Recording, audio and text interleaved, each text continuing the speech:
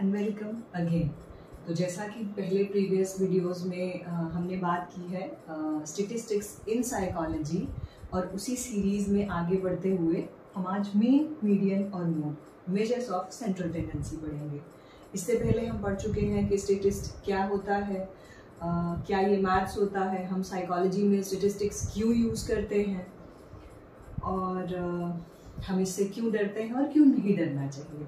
तो चलिए इसी सीरीज़ में आगे बढ़ते हुए, और मैं आपको बता दूं जिन लोगों ने नहीं देखा है कि इससे पहले हम सैम्पल और पॉपुलेशन पे एक वीडियो कर चुके हैं, और इंडिपेंडेंट और डिपेंडेंट वेरिएबल। अगर आप एब्सोल्यूट बिगिनर हैं, आपको बिल्कुल भी स्टैटिस्टिक्स समझ नहीं आती है और आपको मैथ से डर लगता है, तो ये चैनल और ये वीडियोस आपके लिए ही हैं। इन्फॉर्मेशन के लिए बता दूं, ना सिर्फ सिलेबस बल्कि साइकोलॉजी से रिलेटेड वेरियस एस्पेक्ट और डिफरेंट टॉपिक्स पे मैं वीडियो बनाती हूँ। और मैं ज़्यादा कंसिस्टेंट नहीं रह पाती, बट मैं कोशिश करती हूँ हर बार कि मैं कंसिस्टेंट रहूँ। तो ज़्यादा वक्त ना ज़ाया करते हुए हम आगे बढ़ते हैं। तो आज हम पढ़ेंगे मीन, मीडियन और मोड। जैसा कि मैंने पहले कहा, मीन को हम एवरेज भी कहते हैं। तो सबसे पहले मैं एक ओवरव्यू बताती हूँ आप लोगों को। मैंने पहले से लिख के रखा है ताकि हमारा टाइम ना वेस्ट हो ये सब लिखने में। तो जो मीन होता है, ये आपका एक गिवन डेटा सेट होता है। एग्जाम्पल के तौर पे मैं किसी मॉन्टेसरी में पढ़ाती हूँ और मेरी क्लास में 6 बच्चे हैं। मैंने जो 100 मार्क्स का टेस्ट लिया उनका, और फिर बच्चों ने स्कोर किया, तो मैं देखना चाहती हूँ कि मेरे क्लास में बच्चों का एवरेज स्कोर क्या है। तो उसके लिए मैं सारे स्कोर्स का मीन निकालूंगी। तो ऐसे मैं बता रही हूँ आपको कि ये होता है मीन, और इसी को हम इसीलिए एवरेज कहते हैं। ये स्टैटिस्टिक्स की आत्मा होती है मेरे हिसाब से, क्योंकि थोड़ा सा फॉर्मूला में आपको चेंज मिलेगा, मतलब वेरिएशन बदल जाएगा, बट मीन जो है ये थ्रू आउट आपके स्टैटिस्टिक्स में आपको मिलता रहेगा हर जगह। स्पेशली जब आप हाइपोथेसिस टेस्टिंग करते हैं, तो चाहे टी टेस्ट हो, अनोवा हो, कहीं पे भी आपको जहाँ पे मीन का कंपैरिजन करके कंक्लूजन्स ड्रॉ करने होते हैं, वहाँ पे आपको बहुत हेल्प करता है। ये बहुत सिंपल चीज़ है, ये करने को ऑब्वियसली आपको नहीं मिलने वाला है। आप बस इन तीनों चीज़ों का कॉन्सेप्ट समझेंगे आज यहाँ पे। तो चलिए समझ लेते हैं। तो सबसे पहले जो मीन है, तो जैसे मैंने बोला कि मेरे पास मान लीजिए 6 बच्चे थे, और सॉरी यार थोड़ा सा जुकाम सा लग रहा है मुझे, इसलिए मेरी नोज में इचिंग हो रही है। तो ये सब छोड़ते हैं, हाँ चलिए स्टार्ट करते हैं। तो जैसे 6 स्टूडेंट्स थे, 1 2 3 4 5 6। तो मीन क्या होता है, जो आपको एक गिवन डेटा सेट होता है, उसके सारे जो इंडिविजुअल स्कोर्स होते हैं उनको नंबर ऑफ स्कोर्स से, जो इंडिविजुअल स्कोर्स है इनको ऐड करके नंबर ऑफ स्कोर्स से आपको डिवाइड करना होता है। जो मीडियन होता है, ये किसी भी आपके गिवन डेटा सेट का मिड पॉइंट होता है, और जो मोड होता है ये आपके गिवन डेटा सेट में मोस्ट फ्रीक्वेंट नंबर होता है। तो चलिए अब थोड़ा डिटेल में समझते हैं। तो जैसे ये 6 बच्चे थे क्लास में, 1 2 3 3 4 5, ये स्कोर किया इन्होंने। इसका फॉर्मूला होता है x bar summation n divided by n। ये स्मॉल 1 जो है ये इंडिविजुअल स्कोर्स के लिए हम डिनोट कर रहे हैं, और जो ये कैपिटल N है ये जो है नंबर ऑफ स्कोर्स के लिए हम इसको कैपिटल N से डिनोट करते हैं।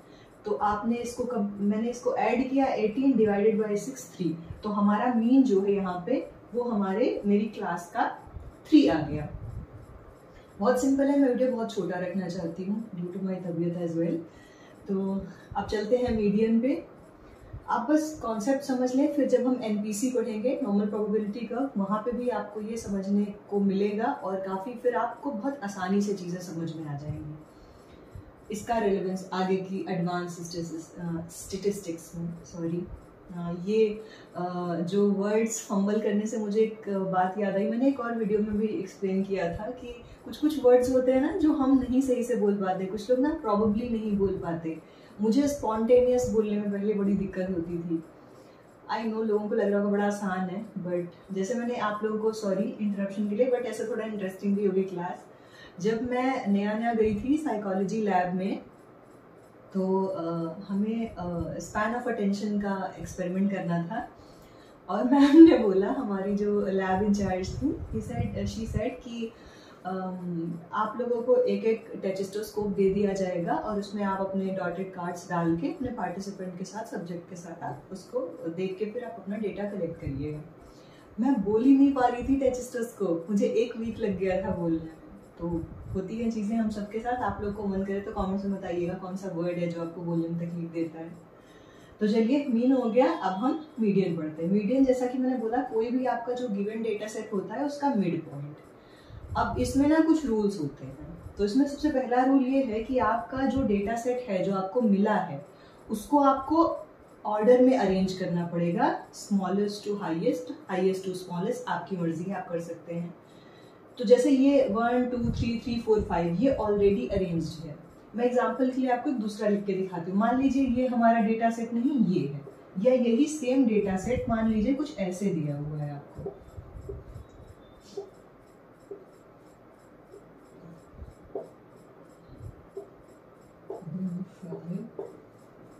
One two three four five six, ठीक है। अब ये मान लीजिए ये आपका डेटा सेट था, तो सबसे पहले आपको इसको ऐसे अरेंज करना पड़ेगा। जब आप अरेंज करें उसके बाद आप इसका मिड पॉइंट ले सकते हैं। दूसरी बात, जैसा कि आप लोग पहले ही देख रहे होंगे कि हमारा जो ये डेटा सेट है ये इवन नंबर्स में है, मतलब ये इक्वली हाफ यहाँ से और हाफ यहाँ से डिवाइड है, मिड में हमें कुछ मिल ही नहीं रहा है। तो ऐसे में रूल ये आता है कि आप मिड के जो 2 इधर कर दिए हमने, ये जो 2 हैं इनको ऐड करके, सिंस आप 2 से ही 2 को ऐड कर रहे हैं तो आप 2 से ही डिवाइड कर देंगे। 3 + 3 डिवाइडेड बाय 3 + 3 सॉरी 6 हो गया, इसको हम 2 से डिवाइड करेंगे 3 आएगा, तो आपका मीडियन भी 3 आ गया। ये रूल है। अगर मान लीजिए, चलिए फर्ज करते हैं कि ये पहले मैं इसको हटा देती हूँ। मान लीजिए कि हमारा जो डेटा सेट है 1 मिनट के लिए कि ये कुछ ऐसा है, ये है। अब आप 3 इधर कर दें और 3 इधर कर दें, आपका मिड पॉइंट 3 हो जाएगा, तो आपका मीडियन 3 हो जाएगा। तो ये 2 चीज़ें आपको ध्यान में रखनी है। अगर आपके पास जो है वो इवन नंबर आ जाए तो आप मिड के 2 नंबर्स को लेके उनको ऐड करके 2 से डिवाइड कर दें, आपका मीडियन आपको मिल जाएगा। चलिए अब हम मोड की बात करते हैं, क्योंकि मैं क्लास जल्दी ख़त्म करना चाहती हूँ। तो मोड की बात करें तो जैसे मैंने कहा कि जो आपका गिवन डेटा सेट है, मैंने सेम ही डेटा यूज़ किया है ये तीनों को एक्सप्लेन करने के लिए। तो इसमें 1 2 3 का अकरेंस 2 टाइम्स है, फिर 4 और 5, तो हमारा मोड क्या होगा 3, बिकॉज इसकी फ्रीक्वेंसी सबसे ज़्यादा है। ये 2 टाइम्स अकर हुआ, ये 1 1 1 1। चलिए एग्जाम्पल ये देख लेते हैं। मान लीजिए यहाँ पे ये 5, 1 और 5, तो जो आपका मीडियन होता, अरे सॉरी, जो आपका मोड होता वो 5 होगा। क्यों? क्योंकि इसकी फ्रीक्वेंसी 3 से ज़्यादा है। अब देखिए, आपको लग रहा होगा कि मीडियन और मोड का रिलेवेंस ज़्यादा नहीं रहेगा, ऐसा नहीं है।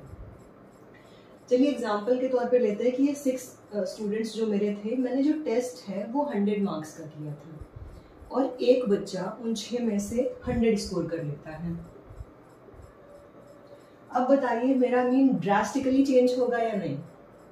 जबकि ये एक आउटलायर की तरह एक्ट कर रहा है। जब हम स्कैटर प्लॉट ड्रॉ करेंगे फिर मैं वहाँ पे एक्सप्लेन करूँगी आपको कि आउटलायर्स क्या होते हैं। ये ज़्यादा रेलेवेंस नहीं रखते, मतलब ये ऐसा नहीं है कि ये सारे ही बच्चे एवरेज के साथ नहीं है, ये काफ़ी डिफरेंट है एवरेज से, लेकिन ये मेरे मीन को ड्रास्टिकली चेंज कर देगा। बट आप ये देखिए, अगर मैं इसको 100 कर दूं तो क्या मेरा मीडियन चेंज होगा? बिल्कुल नहीं, अभी भी मुझे 3 ही मिलेगा मेरे मीडियन में, ये चेंज नहीं करेगा। ऐसे सिचुएशंस में मीडियन आपको हेल्प करता है। तो उम्मीद है आपको समझ में आया होगा कि हम मीडियन को कहाँ यूज़ करते हैं। जो मोड है ये आप देखेंगे, ये कैटेगोरिकल डेटा के साथ बहुत डील करता है फ्रीक्वेंसी डिस्ट्रीब्यूशंस में, क्योंकि ये सिर्फ फ्रीक्वेंसी पे काम करता है कि कौन सा नंबर कितना फ्रीक्वेंट है। तो जब आपको नॉमिनल डेटा डील करना होगा, नॉमिनल लेवल का जो वेरिएबल होगा, आपका जो डेटा होगा उसके साथ आप डील करेंगे, तो आपको मोड काफ़ी काम करेगा। उम्मीद है कि आपको ये समझ में आ गया, मीन, मीडियन और मोड। मीन को बहुत ध्यान से याद रखिएगा, ये बहुत मिलने वाला है आपको आगे, और हम आगे भी पढ़ेंगे। बट आगे पढ़ने से पहले मैं सोच रही थी कि मैं एक वीडियो कर दूं उन लोगों के लिए, क्योंकि एडमिशन स्टार्ट होने वाले हैं, कि जो लोग MA कर चुके हैं या जो आगे कुछ फ्यूचर में प्लान करना चाहते हैं कि RCI अप्रूव्ड कौन से कोर्सेज हैं जो आप कर सकते हो, सो आप अपने करियर में अच्छे से ग्रो कर पाओ और वो करियर ऑप्ट कर पाओ जो आप चाहते हो इन टर्म्स ऑफ साइकोलॉजी। तो चलिए हम कोशिश करेंगे, मैं कोशिश करूँगी कि परसों या कल तक, कल तो नहीं हो पाएगा, परसों तक मैं कर देती हूँ आपके लिए वो वीडियो, ताकि आप लोग एडमिशन्स ले सकें या फिर आप अपना फ्यूचर प्लान कर सकें। अगर आप आगे साइकोलॉजी में कुछ करना चाहते हैं तो अभी आप MA में एडमिशन ले लें और आप अपने डिज़ायर्ड फील्ड में जा सकें। तो उम्मीद है कि आपको समझ में आया होगा, और प्लीज़ लाइक ज़रूर कर दिया करें एंड प्लीज़ सब्सक्राइब कर दिया करें, उससे मुझे मोटिवेशन मिलेगी। Thank you for investing your time. Bye.